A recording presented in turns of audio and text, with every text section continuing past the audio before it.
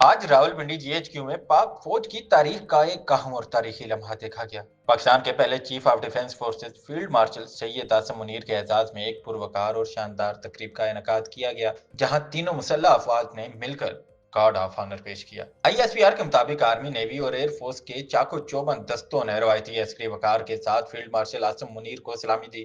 یہ وہ اعزاز ہے جو کسی بھی ملک میں انتہائی محدود اور غیر معمولی مواقع پر دیا جاتا ہے، اور آج پاکستان کی دفاعی تاریخ میں یہ لمحہ ایک نئی مثال کے طور پر درج ہو گیا۔ تقریب میں chief of naval staff, chief of air staff, senior generals اور اعلیٰ عسکری حکام نے بڑی تعداد میں شرکت کی۔ مہمان خصوصی کے پہنچتے ہی اعزازی دستے نے جنرل سلامی پیش کی، جس کے بعد فیلڈ مارشل آصم منیر نے گارڈ آف آنر کا معائنہ کیا اور دستے کی پیشہ ورانہ مہارت کو سراہا۔ فیلڈ مارشل سید آصم منیر کچھ روز قبل پاکستان کے پہلے چیف آف ڈیفنس فورسز کے طور پر تعینات ہوئے ہیں۔ یہ عہدہ نہ صرف ملک کی دفاعی قیادت کو ایک نئے انتظامی ڈھانچے میں ڈھالتا ہے کہ تینوں مسلح افواج، آرمی، نیوی اور ایئر فورس کے درمیان ہم آہنگی، رابطہ اور مشترکہ آپریشنز کو مزید مضبوط بناتا ہے۔ اس عہدے کے قیام سے پاکستان کا دفاعی نظام جدید تقاضوں کے ساتھ تیزی سے ہم قدم ہو گیا، خصوصاً ہائبرڈ وار، علاقائی سیکیورٹی اور مشترکہ دفاعی اسٹریٹجی کے میدان میں۔ آج کی تقریب کا ہر لمحہ نظم و ضبط، عسکری شان و شوکت اور قومی وقار کا اعادار تھا۔ اعزازی دستے کے قدموں کی ہم آہنگ گونج، فوجی